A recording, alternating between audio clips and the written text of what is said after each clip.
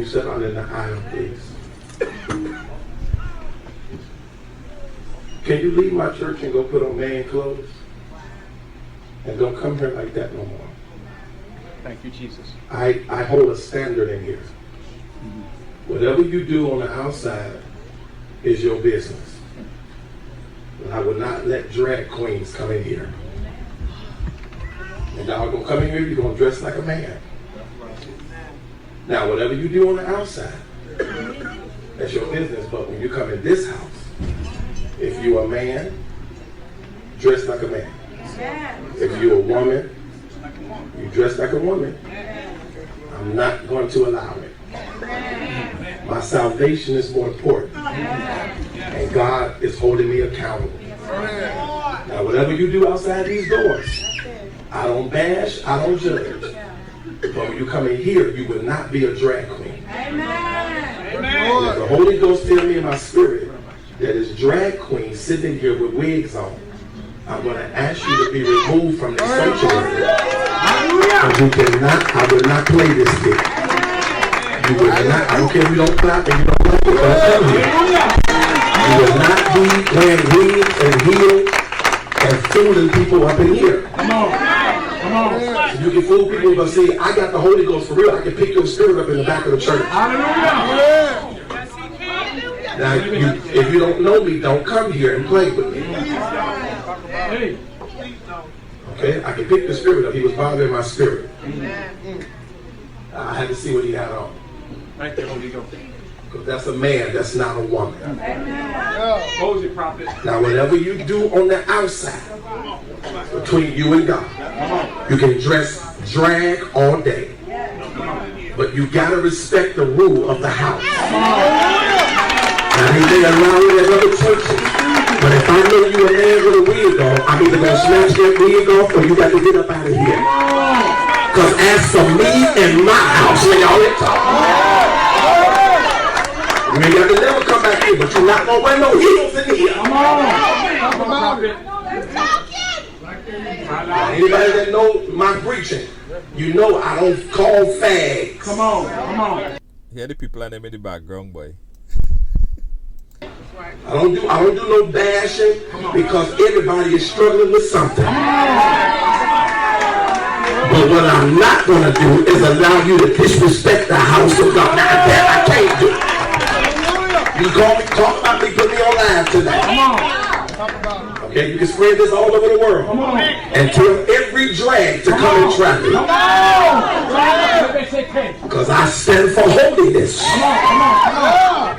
I can't make nobody live right, but I'm going to make you respect this house at 7040 Southwestern or don't come here.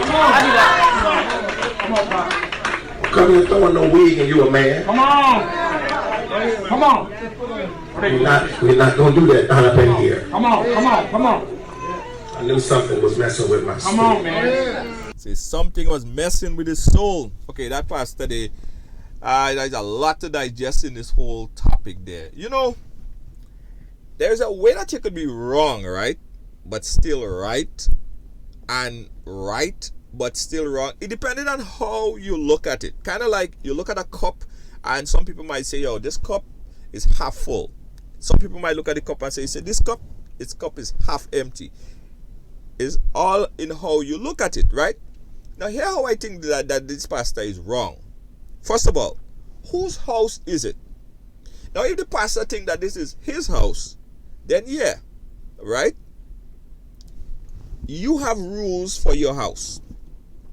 If you open your house and you don't want nobody to walk into your house with shoes on, you'll put a sign and say, no shoes allowed in my house. When you come into my house, take your shoes off. Whatever rules that you want to govern your house, that is your responsibility because this is your house. But if a church is the house of God or the house of the Lord or however the congregation term it to be, then who is you to set that rule to say that someone who is going through problems or difficulties or not even difficulties, they are being themselves as much as they can? Are you the person as the pastor to set those rules and say that this person shouldn't come into this house if it's not your house? So when we give tithes and offering, do we give it to you or is it for the Lord, as they say? Which a lot of people struggle with trying to understand. So, Pastor, if it's the Lord's house, then anybody that should walk up the street and walk straight into the church, no matter how they are attired, no matter who they are, transsexual, bisexual, white, black, green, purple, yellow, people that is poor, you don't have no shoes, you're impoverished, whatever it is, you should be able to. Huh? Waiting for pickup? No. Are you 261? No. No. Oh, Yeah. Sorry. That stuff happens when you park in the city. Right. So if you are a pastor, you should be welcoming to everybody. Everybody, no matter what. Right? So some people, they have their gender issues. They are transgender, they are transsexual, they are gay. The world is made up of that. So what you should do, say, I don't want to have no dealings with no gay people. If you're gay, stay out. The church is not for you. You should never come inside here. When in fact, you're doing the opposite of what the church should be doing. Hey, as I said, you could be wrong and right at the same goddamn time. Right? Now, hear how he's right. Now, I believe just in every religion, the Muslim do it, right? If you go into the Muslim synagogue or the church or however they call it, you have to take off your shoes. You have to take off your shoes. I went into one time and they have an area. As soon as you walk in, you take off your shoes, right? Women have to be attired in a certain way, right? And that is the rules of the church. So I believe that morally, like some people might think it as a moral issue.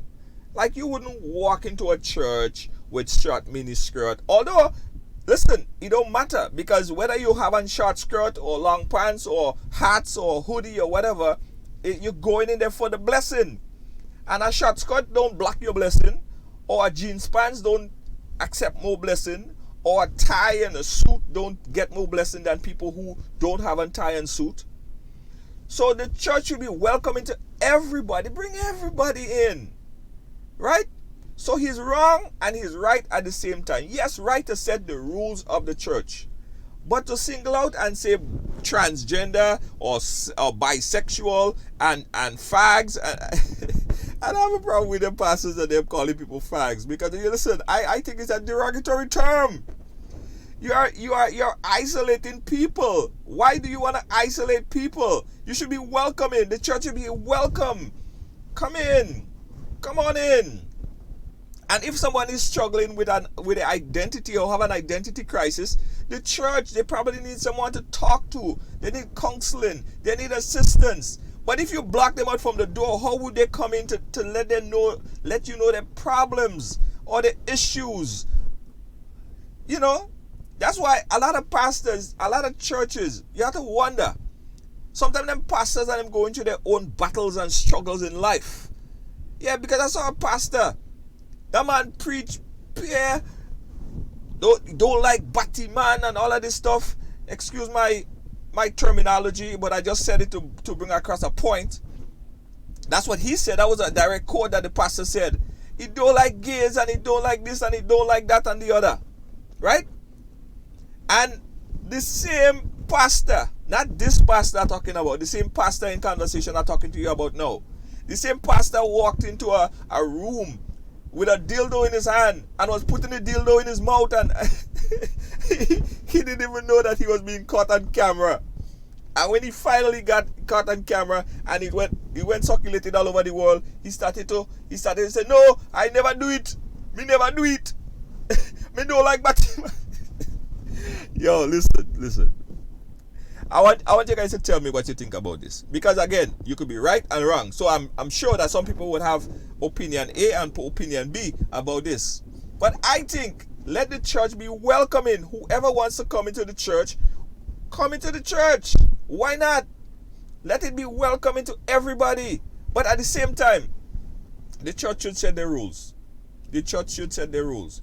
But not welcoming people of the of going through identity crisis, or I'm not saying either that gays and lesbians are going through identity crisis, right?